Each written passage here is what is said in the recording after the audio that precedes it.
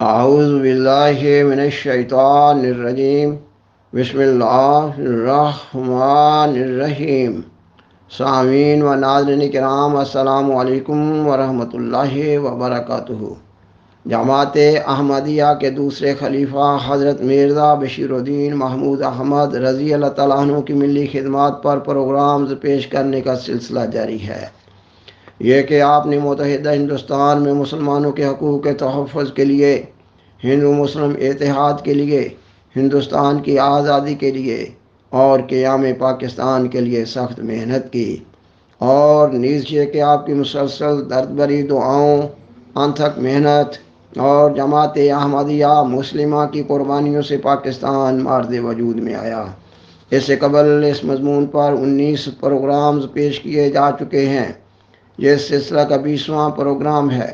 گزشتہ پروگرام میں حضرت سر چودھری محمد ظفر اللہ خان صاحب کی لندن میں گول میز کانفرنس میں شمولیت اور قومی اور ملی خدمات پر ہندوستان اور انگلستان کے دانشوروں کی آراء کا ذکر کیا جا چکا ہے، اور یہ بھی بتایا جا چکا ہے کہ آپ گول میز کانفرنس کے تمام اجلاسز میں شمولیت کے لیے نومبر 1930 سے 1934 کے آخر تک، یعنی ہندوستان میں اپنی کامیاب پریکٹس چھوڑ کر 4 سال تک انگلستان میں مقیم رہے۔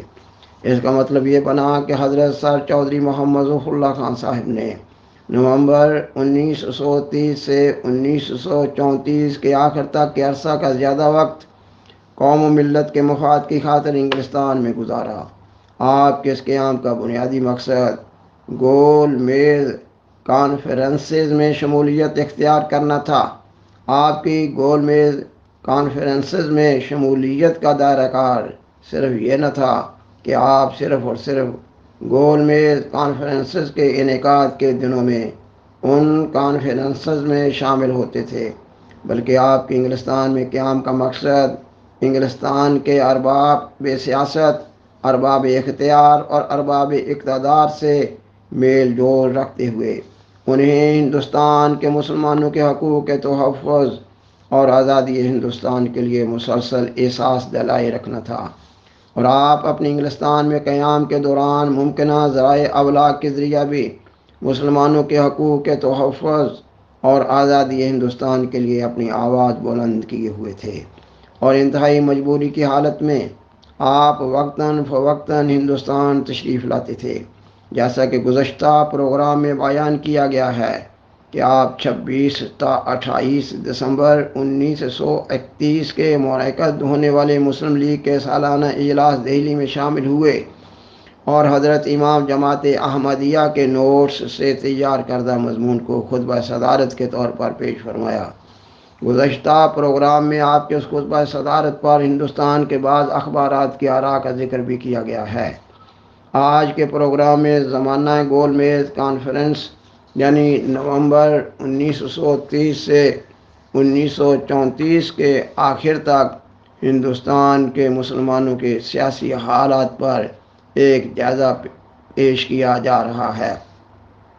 سامعین و ناظرین کرام، سیدنا حضرت محمد رسول اللہ خاتم الانبیاء صلی اللہ علیہ وسلم کی مشہور حدیث ہے کہ میری صدی بہترین صدی ہے، اور پھر اس کے بعد والی دوسری صدی یعنی دوسری صدی میں مسلمانوں میں قدر کمزوری ظاہر ہونا شروع ہو جائے گی، اور پھر بعد والی تیسری صدی یعنی تیسری صدی میں مسلمانوں میں تدریجاً کمزوریاں پیدا ہوتی چلی جائیں گی۔ آپ صلی اللہ علیہ وسلم فرماتے ہیں کہ پہلی 3 صدیوں کے بعد کثرت سے جھوٹ پھیلنا شروع ہو جائے گا، اور مسلسل 1000 سال تک یہ جھوٹ پھیلتے پھیلتے انتہائی بھیانک شکل اختیار کر لے گا۔ تاریخ اسلام اس زمانہ کو فیض آوت یعنی ٹیڑے لوگوں کا زمانہ کہا گیا ہے۔ اس حدیث میں زمانہ ظہور امام مہدی و نزول مسیح موعود کی نشاندہی کر دی گئی ہے۔ اللہ تعالیٰ نے اپنے وعدہ اور اپنے رسول مقبول صلی اللہ علیہ وسلم کی پیشگوئی کے موافق 13ویں صدی ہجری کے آخر میں حضرت مرزا غلام احمد قادیانی علیہ السلام کو امام مہدی و مسیح موعود کے منصب جلیلہ پر فائز فرمایا۔ اللہ تعالیٰ نے جن خوش نصیب لوگوں کو امام آخر الزمان کی شناخت کی توفیق عطا فرمائی، وہ نسل بعد نسل تعلیمات اسلام پر اصل رنگ میں عمل پیرا ہوتے چلے جا رہے ہیں۔ اور وہ لوگ جو اپنے شامتی اعمال کی وجہ سے امام آخر الزمان کی مخالفت میں کھڑے ہو گئے، وہ نسل بعد نسل ٹیڑھے پن کا شکار ہوتے چلے آ رہے ہیں۔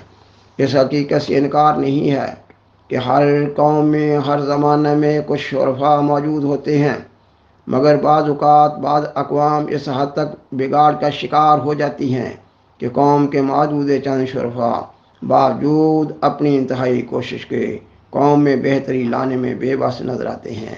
ہندوستان کے مسلمان ایک لمبے زمانے سے انتہائی انتشار اور پراگندگی کی زندگی گزار رہے تھے۔ کوئی طاقتور روحانی اور سیاسی قیادت نہ تھی جو بکھری ہوئی عوام کو ایک قوم بنا سکتی۔ اس لیے بعض مسلمان علماء ہندوؤں کی بڑی سیاسی جماعت آل انڈیا نیشنل کانگریس کے نہ صرف زیر اثر تھے بلکہ ان کے اعلی کار تھے۔ جیسا کہ گزشتہ پروگرام میں بیان کیا جا چکا ہے کہ مسلم لیگ کا اجلاس دہلی 26 دسمبر 1931 کو مسجد فتح پوری کے جیون بخش ہال میں زیر صدارت جناب چودھری محمد ظفر اللہ خان صاحب منعقد ہونا قرار پایا تھا، لیکن کئی روز سے احراریوں اور دوسرے کانگریسی علماء نے جلسہ میں رکاوٹ ڈالنے اور چودھری صاحب کو محض احمدی ہونے کی وجہ سے بدنام کرنے میں اپنی تمام کوششیں صرف کر دیں۔ آپ کا سیاہ جھنڈیوں سے استقبال کیا اور بالآخر حال پر بھی قبضہ کر لیا، جس پر مسلم لیگ کے مندوبین خاص نے یہ فیصلہ کیا کہ یہ اجلاس نواب علی صاحب کی کوٹھی واقع نئی دہلی میں کر لیے جائیں۔ سامعین و ناظرین کرام، خاکسار لندن میں گول میز کانفرنس کے زمانہ میں ہندوستان کے مسلمانوں کے سیاسی ماحول کو دکھانے کی کوشش کر رہا ہے۔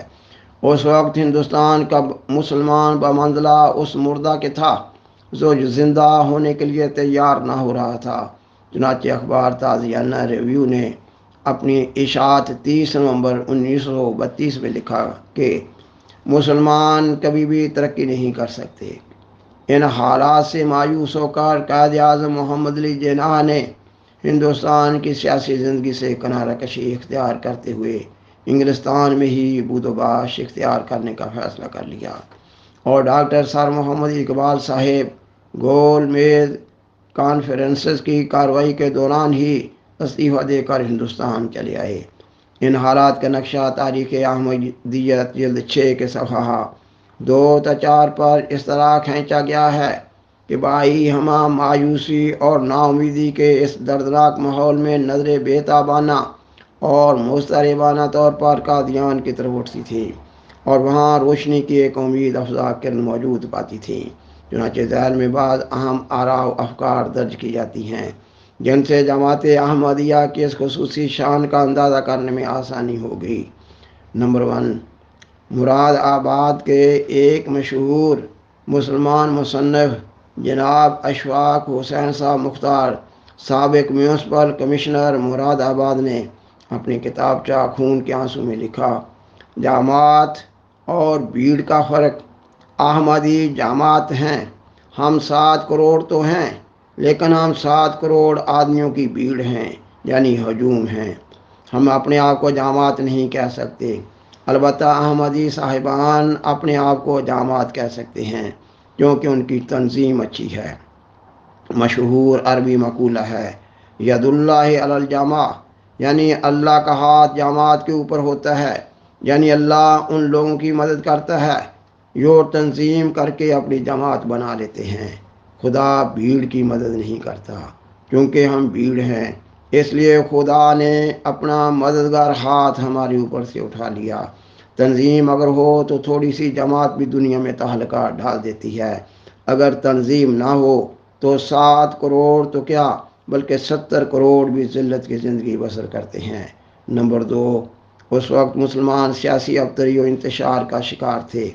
ایک کانگریسی لیڈر پنڈت نانک چند صاحب نے گول میز کانفرنس میں کہا کہ مسلمان جاہل، پسماندہ اور ناکافی تعلیم یافتہ ہیں اور ان کو کنٹرول کرنا آسان نہیں۔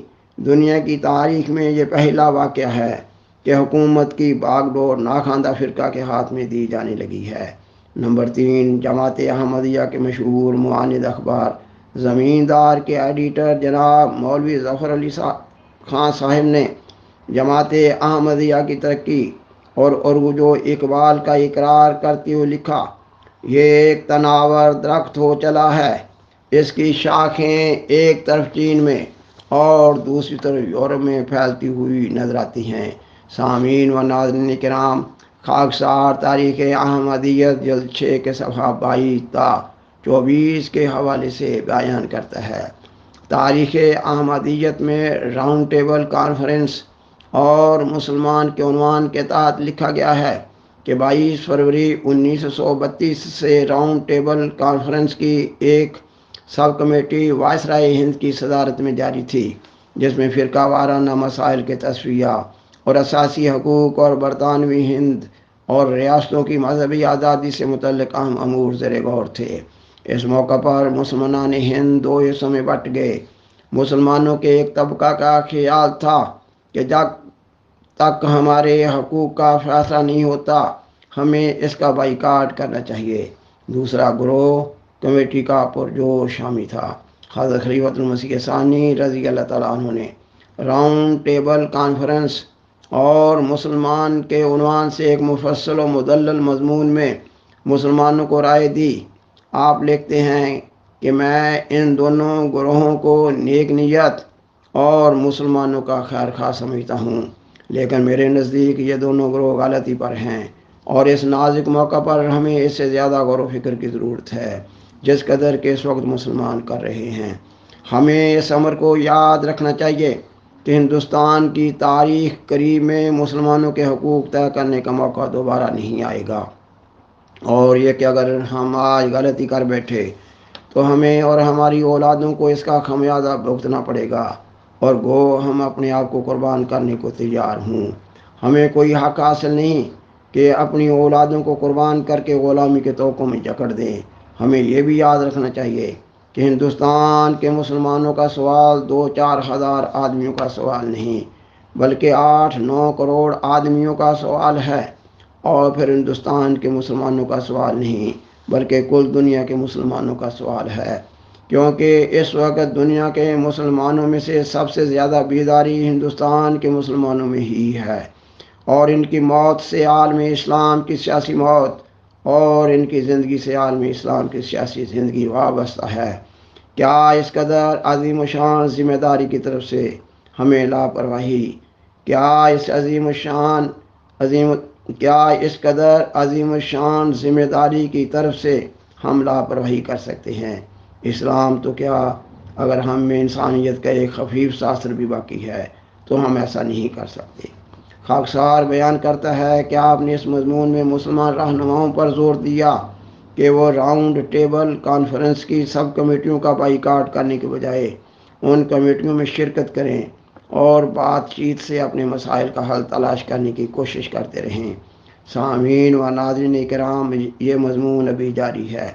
بالآخر درخواست ہے کہ برائے مہربانی اس پروگرام کو دوسروں سے شیئر کریں اور حضرائے کرم اس چینل کو سبسکرائب کریں۔ جزاکم اللہ تعالی احسن الجزا، وآخر دعوانا ان الحمدللہ رب العالمین، والسلام علیکم ورحمۃ اللہ وبرکاتہ۔